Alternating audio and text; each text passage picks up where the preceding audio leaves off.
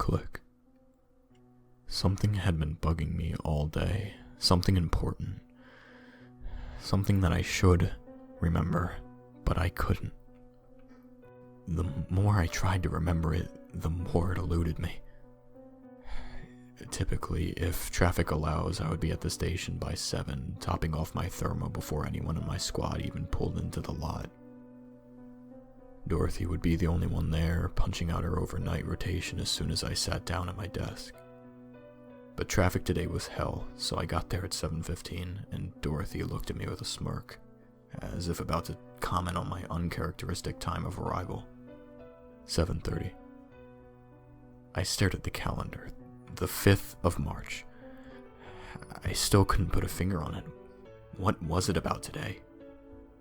I searched the desk for clues, somewhere among the mountains of unorganized paperwork and general desktop clutter. My badge, picture of my wife, statements, court briefs. Click. I was supposed to be at the courthouse. How the hell did I forget? I checked the time. Shit.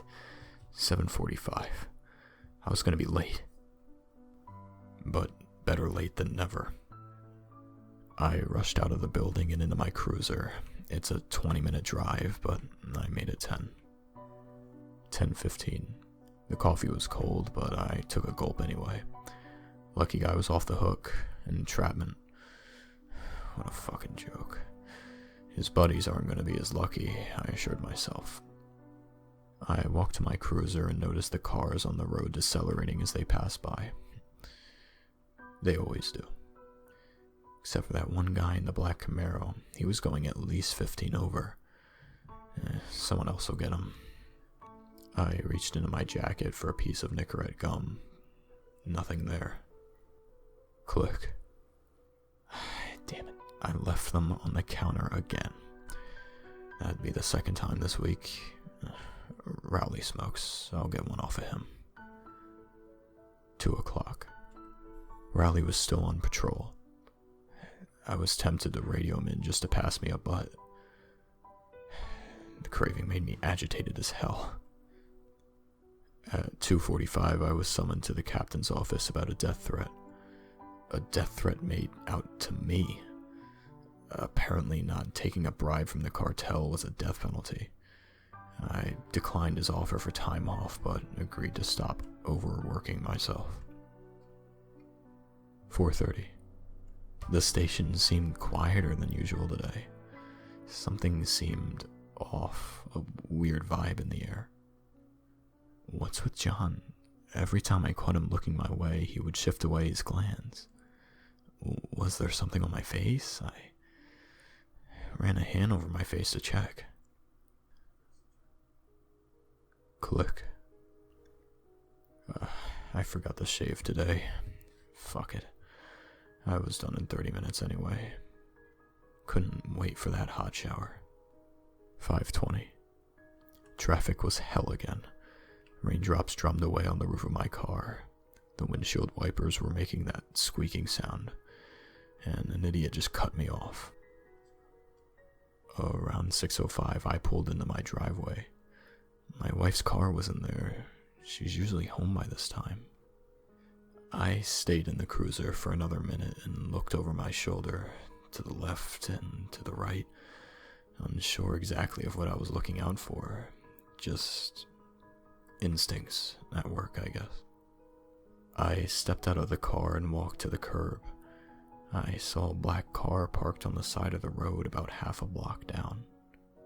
I couldn't tell the make and model. The pouring rain made it hard to see. If I had to guess, it looked like a... Click. A Camaro. Like the one I saw speeding away at the courthouse this morning. My muscles tensed and I lowered myself into a half crouch and tiptoed back toward the cruiser in the driveway. I ducked behind it and peeked over the entrance of my house. The blinds moved. Someone had been watching me from the inside.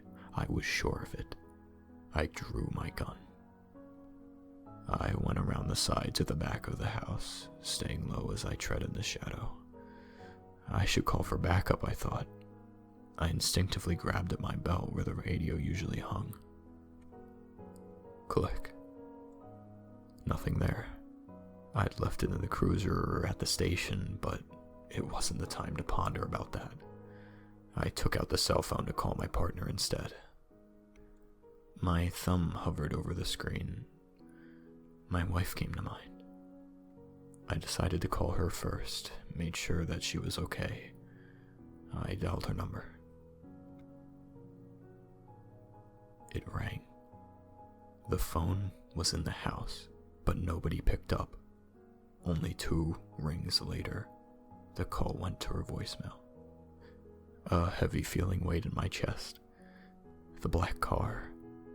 The death threat. The feeling that bothered me all day. I pointed my gun straight in front of me and took 3 steps back. Then I ran forward and kicked the door on the spot next to the knob. The door flew open. A split second later, someone jumped out from the side. My finger was already on the trigger, and I pulled. 6:15. The lights came on. Dorothy screamed. Rowley slowly rose from behind the counter. The others came out of hiding. Their mouths were open, but no one said a thing. My wife was lying in a pool of blood in front of me. Click. It was my birthday.